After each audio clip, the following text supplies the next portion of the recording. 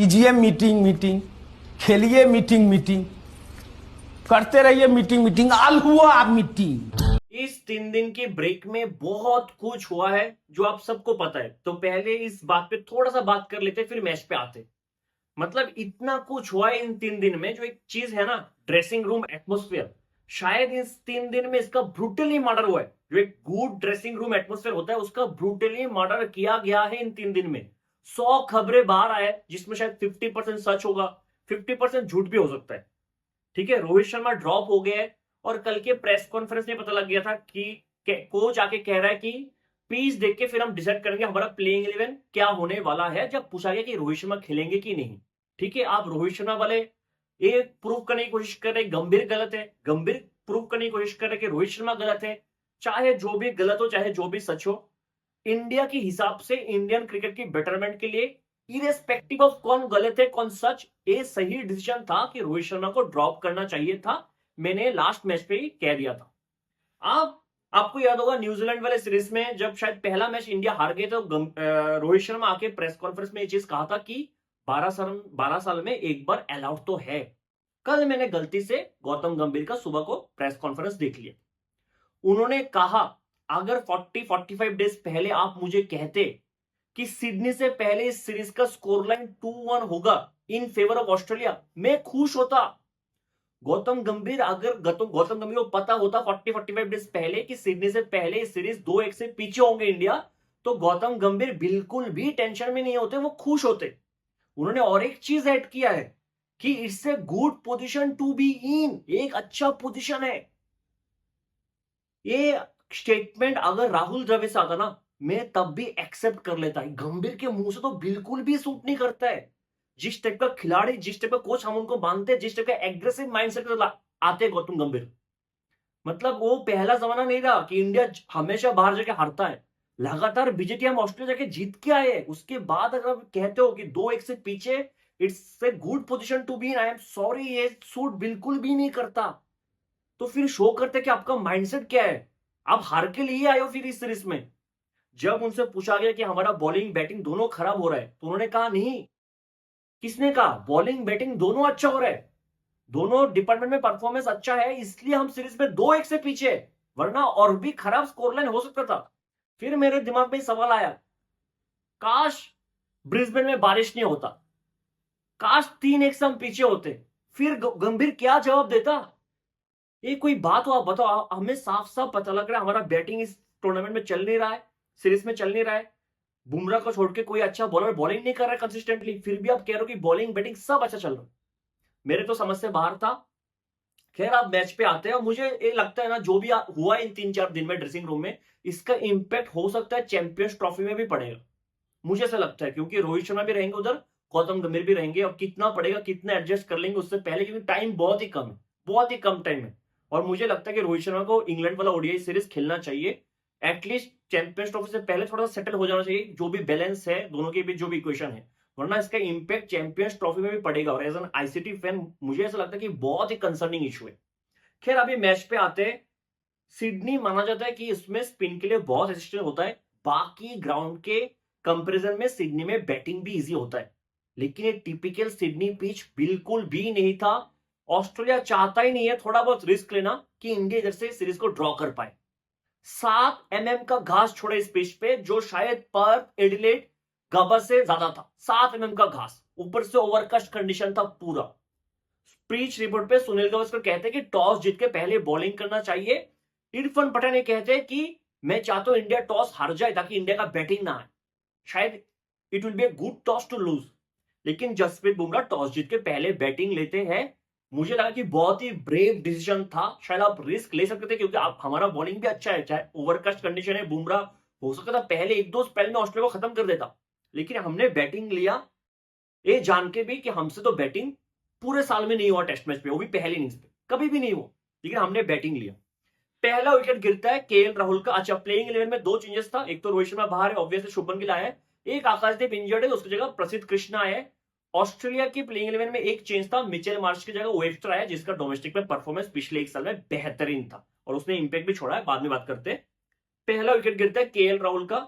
आपको लगेगा कि बहुत ही लूज शॉट है, लेकिन लूज शॉट तो था, लेकिन इसमें स्टार्क का क्रेडिट है। अगर आप स्टार्क का करियर देखो टेस्ट मैच पे, इसी तरीके से उसने बहुत सारे बैट्समैन को आउट किया है।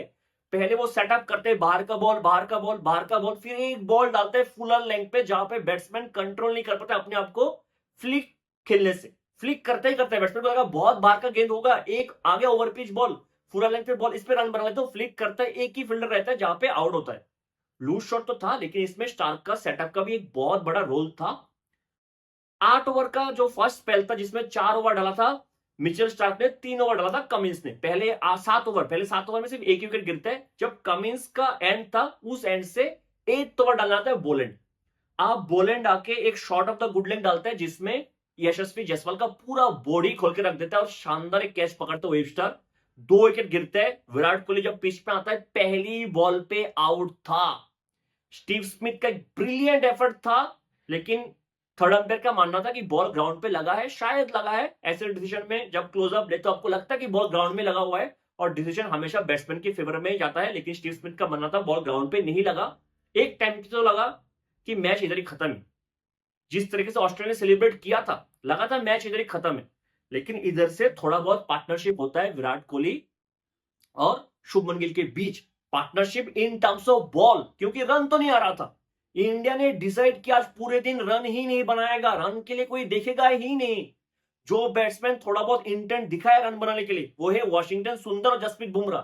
बाकी सब बैट्समैन के दिमाग में यही था, डॉट बॉल्स खेलो खेलो खेलो, जाने दो जाने दो जाने दो, क्योंकि वो माइंड में आ चुका है ना 4 मैच खेल के कि हम बॉल लीव नहीं कर रहे। ऑस्ट्रेलिया के बैट्समैन बॉल लीव कर रहे हैं। इस चक्कर में इंडिया ने पूरा की पूरा इंटेंट ही भूल गया कि रन भी बनाना पड़ता है। अब लंच के 3 ओवर पहले नेथन लायन अपना पहला ओवर डालता है और लंच का लास्ट ओवर भी नेथन लायन डालता है। शायद सीरीज में पहली बार हुआ है कि फर्स्ट सेशन पे पैट कमिंस नेथन लायन को बॉल दिया। शुभमन गिल को यह समझना चाहिए था कि उनके जो रेगुलर पेसर्स है वो टायर्ड हो गए, क्योंकि ऑलरेडी ऑस्ट्रेलिया के पेसर्स ने इतने सारे ओवर डाला था लास्ट मैच पे भी। ऊपर से सिर्फ 3 दिन का गैप है, फिर से पहले बॉलिंग आ गया। तो ऑब्वियस चीज है कि थोड़ा ब्रेक लेने के लिए नेथन लायन को दिया, क्योंकि फर्स्ट सेशन पे नेथन लायन को कोई टर्न तो मिलने वाला नहीं था। आपको एक ओवर आराम से खेलना चाहिए था। लंच के पहले का लास्ट बॉल शुभमन गिल पता नहीं क्या हो गया उसको, वो कूद गया और पूरा शॉट भी ऑफर नहीं किया। आउटसाइड स्टीव स्मिथ का इजी कैच। मतलब इसको कहते हैं immaturity at its peak. Nathan Lyon wicket लेने नहीं आया था। नेथन लायन उनके मेन फ्रंटलाइन बॉलर्स को रेस्ट देने आया था।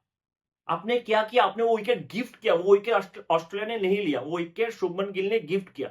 और इस चीज का बुरा लगता है। अगर आप पूछो कि यंगस्टर में टेस्ट में अच्छा बैट्समैन कौन है, हैरी ब्रूक, कामिंदो मेंडिस की शुभमन गिल, कौन है आप बताओ। सबसे कंप्लीट बैट्समैन शुभमन गिल है, टेक्निकल इतना साउंड है, लेकिन रन कौन ज्यादा बनाता है। कंसिस्टेंसी देख लो हैरी ब्रूक का, कामिंदो मेंडिस का, जहां पे शुभमन गिल का कंसिस्टेंसी नहीं है, जबकि सबसे टेक्निकली साउंड शुभमन गिल है। तो इस बात का दुख होता है। और मुझे शुभमन गिल और केएल राहुल सेम पेज में लग रहा है करियर में। केएल राहुल से इंडिया में बैटिंग नहीं होता, शुभमन गिल से ओवरसीज में बैटिंग नहीं होता। दोनों शायद one of the most complete batsman है इंडिया के लिए टेस्ट मैच पे। मतलब टेक्निकली क्या फ्लॉज ढूंढोगे आप दोनों के बैट्समैन बैटिंग से, और दोनों का एवरेज 36 के आसपास है, जो बिल्कुल भी एक्सेप्टेबल नहीं है। बहुत ही गलत बैटिंग किया, बहुत ही गलत टाइम पे विकेट दिया है, बहुत ही गलत टाइम पे। लंच के बाद बॉलैंड और कमिंस शुरू करते हैं। और आपको याद होगा जब हेजलवुड इस सीरीज से बाहर हो गया था, मैंने एक चीज कहा था कि ऑस्ट्रेलिया को फर्क ही नहीं पड़ेगा, क्योंकि स्कॉट बॉलैंड भी उसी क्वालिटी का बॉलर है, बहुत ही हाई क्वालिटी का बॉलर है। ऑस्ट्रेलिया को फर्क ही नहीं पड़ेगा। एक shot of the good length ball डालता है, वही 6-7 स्टंप का ball, Virat Kohli same pattern पे आउट हो जाता है। वेबस्टर का एक बेहतरीन कैच था इस बार। आपको पहली बॉल पे एक जीवनदान मिल गया था, फिर भी आप उसको कन्वर्ट नहीं कर पाए। सेम पैटर्न में कितने बार आउट हो गया। और क्वेश्चन है कि विराट कोहली को कितना मौका मिलेगा, क्योंकि रन तो इनसे भी नहीं बन रहा है ना। और कितना मौका विराट कोहली को मिलेगा। विराट कोहली सिर्फ एक ही चीज की वजह से खेल रहा है कि हम सबको ऐसा लगता है कि he has been one of the best batsmen for India and all over the world. He has been one of the best batsmen. There is no doubt in that. और एक जो इमोशनल क्वेश्चन आ रहा था ना कि यार आज नहीं तो कल अच्छा करेगा, आज अच्छा कर लेगा, अरे और एक मौका लेता आज अच्छा करेगा, क्योंकि इतना हाई क्वालिटी बैट्समैन है। उस एक्सपेक्टेशन से विराट कोहली खेलने जा रहे हैं। और अगर हम इतना एक्सपेक्ट कर रहे हैं, मैनेजमेंट आप पे अभी भी ट्रस्ट कर रहे हैं, तो टाइम आ गया कि आप थोड़ा बहुत रन बना लो, थोड़ा बहुत रन बना लो। फिर स्कॉट बोलैंड की बॉल पे जडेजा भी ऑलमोस्ट आउट था 3 रन के स्कोर पे, बहुत इजी कैच था तो स्टिफ्स में छोड़ दिया। फिर जडेजा जब 5 रन पे खेल रहे थे तो गली पे नेथन लाइन ने एक कैच छोड़ दिया जो थोड़ा बहुत डिफिकल्ट कैच था। खैर अब ऋषभ पंत पे आते हैं। आज बहुत सारे बॉल ऋषभ पंत की बॉडी पे जगह लगा, एक जो बाइसेप पे जगह लगा है वो तो पैच बन गया, फिर हेलमेट में एक जोर से लगा और भी बहुत बार एब्डोमेन में लगा है, बहुत ही डेलिकेट डेलिकेट पार्ट्स पे लगा है, मतलब बॉडी पे बहुत ब्लो खाया आज। मुझे ऐसा लगता है जो सुनील गावस्कर का स्टेटमेंट था लास्ट मैच पे कि स्टूपिड स्टूपिड स्टूपिड, वो बहुत ज्यादा हर्ट किया है। मुझे लगता है दिमाग में घूम रहा है, मतलब नॉन स्टॉप घूम रहा है ऋषभ पंत के दिमाग में ये चीज, क्योंकि he is not the same Rishabh Pant anymore. जो एक बॉडी लैंग्वेज पे कॉन्फिडेंस होता है ना, वो मिसिंग है। अगर आप देख लो ऋषभ पंत अगर आउट भी हो जाता है जल्दी, जब आते हैं ग्राउंड में कॉन्फिडेंस लेके आता है, एक फ्री फ्लोइंग बैटिंग करता है। मैं नहीं कर रहा हूं कि लप्पेबाजी मार के आउट हो जाऊं, लेकिन ऋषभ पंत जो रन बनाने वाला बॉल है ना, उसको भी अभी डॉट खेल रहा है, उसको भी छोड़ रहा है।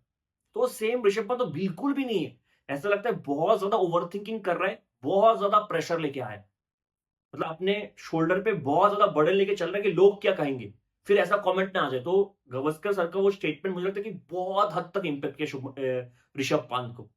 सेम बैट्समैन तो कहीं कहीं से भी नहीं है, बहुत सारे बॉल्स खेल लिया था, 40 रन पे खेल रहे थे।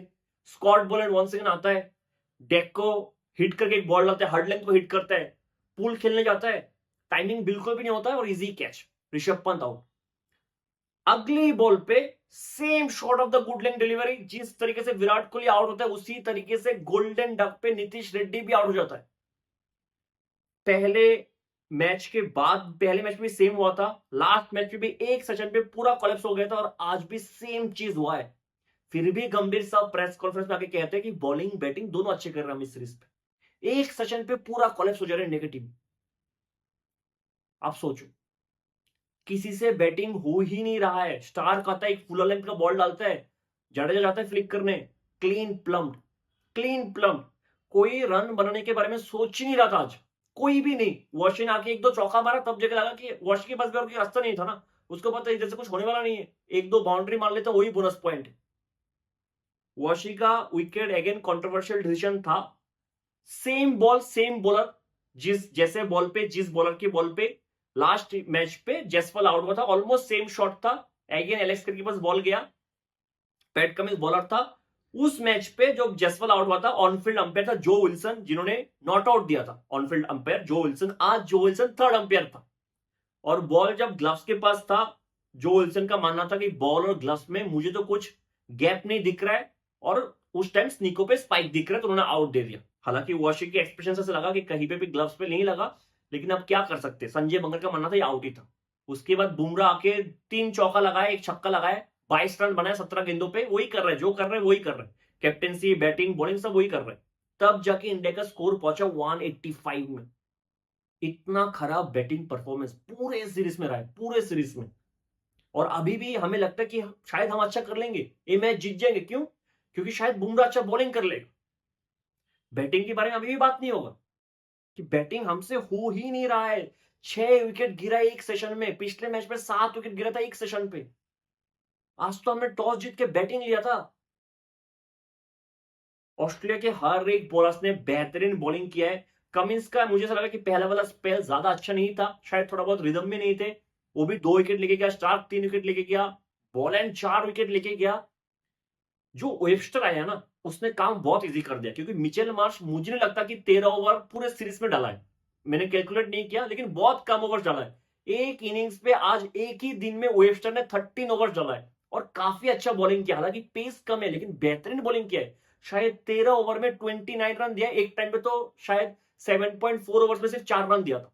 तो काम बहुत इजी हो गया ऑस्ट्रेलिया के लिए। और वेबस्टर बैटिंग भी बहुत अच्छा करते हैं, बहुत अच्छे इंक्लूजन है वेबस्टर का। नेथन लायन का विकेट बहुत ही गिफ्टेड विकेट था, शुभमन गिल करना नहीं चाहिए था। मैं तो बहुत तरीके से डिसअपॉइंटेड हूं कि ये शॉट कहीं से भी नहीं बनता था, कहीं से भी नहीं। 185 पे ऑल आउट टॉस जीतने की बात। आप सोचो, ऑस्ट्रेलिया बैटिंग करने आते हैं, 4 ओवर शायद हो जाता था, लेकिन बीच में ग्लव्स पे बॉल लगते हैं, ख्वाजा का जो इंजर्ड हो जाता है उसकी वजह से थोड़ा टाइम वेस्ट हो जाता है, उस वजह से 3 ओवर हुआ, वरना 4 ओवर होता और एक विकेट गिरने का चांसेस था। सैम कॉन्स्टेंस, उनका माइंडसेट बिल्कुल भी चेंज नहीं हुआ है। पहली बॉल पे कूद के चौका मार दिया बुमराह, ठीक है। अब दिन के लास्ट ओवर पे खवाजा आउट हो जाता है, लेकिन उससे एक बॉल पहले जो होता है साइड स्पिन को लेके, उसमें कॉन्स्टेंस जाके कुछ बदतमीजी शायद किया है, कुछ तो बोला है बुमराह को, जबकि वो नॉन स्ट्राइक एंड पे खड़ा था। और अगर आप देखो जहां पे खवाजा आउट हुआ है, सेलिब्रेशन खवाजा के मुंह के सामने नहीं हुआ है, सबने सेलिब्रेशन कॉन्स्टेंस के मुंह के सामने किया है। तो कॉन्स्टेंस ने उधर बात करके मेरे हिसाब से थोड़ा सा खवाजा का भी चीजें खराब कर दिया है, थोड़ा सा फोकस शिफ्ट कर दिया था। लेकिन खवाजा का टेक्निक जो है, दोनों पैर एक साथ आता है, बैट को दूर से पुश करता है, आउटसाइड एज केएल के लिए इजी कैच था। 9 for 1 है ऑस्ट्रेलिया, 9 for 1। अब कल कितना धूप आएगा उस पर भी डिपेंड करेगा, अगर धूप आएगा तो पिच बेटर हो जाएगा। इंडिया को अगर ये मैच जीतना है, कहीं से भी मुझे लगता है एफोर्ड नहीं कर सकते कि आप ऑस्ट्रेलिया को 200 के ऊपर बनाने दो। मैक्स टू मैक्स 200, 210, 220 पे ऑल आउट करना पड़ेगा। और बहुत हद तक बुमराह पे ही डिपेंड करेगा, बहुत हद तक फर्स्ट सेशन पे ही डिपेंड करेगा। ऑस्ट्रेलिया इंडिया जैसा मिस्टेक नहीं करेगा। अगर मान लो ये जो पुराने बॉल के साथ जो टाइम आएगा ना मिडिल सेशन में, कल अगर ऑस्ट्रेलिया बैटिंग करेगा, जो सेकंड सेशन होगा, मुझे लगता है उसमें वो रन बनाने के लिए देखेंगे जो इंडिया ने नहीं किया। इंडिया ने बहुत स्लो खेला है, तो ऑस्ट्रेलिया के बैट्समैन शायद रन बनाने को देखेंगे, इनकी जो लोअर ऑर्डर बैट्समैन है। उधर आप मैच पे फंस जाओगे अगर आप पहले सेशन पे 4 से 5 विकेट नहीं निकालोगे तो बहुत मुश्किल काम होने वाला है। मुझे तो लगता है कि इंडिया पीछे है इस मैच पे, क्योंकि 185 बहुत बहुत लो स्कोर है मेरे हिसाब से, क्योंकि मेरे हिसाब से तो सेकंड और थर्ड डे पे पिच बेटर होने वाला है। अगर इधर से कुछ कोई मैच बना सकते हैं इंडिया के लिए, 1 सेकंड जसप्रीत बुमराह कि आके कुछ मिराकल करे, कुछ मिराकल स्पेल डाले और खत्म कर दे ऑस्ट्रेलिया को, वही जो पहले पर्थ के पिच पे हुआ था। और हम तो इसी उम्मीद से बैठे कि पर्थ पे भी इंडिया ने 150 बनाया, फिर भी ऑस्ट्रेलिया को 104 पे ऑल आउट कर दिया, फिर से वही कर दो जसप्रीत बुमराह। बैटिंग से भी आप कर दो, बॉलिंग से भी आप कर दो, बाकी किसी से कुछ नहीं हो रहा, किसी से कुछ नहीं हो रहा है। देखते कल क्या होता है। मिलते हैं अगले वीडियो में, तब तक के लिए जय हिंद।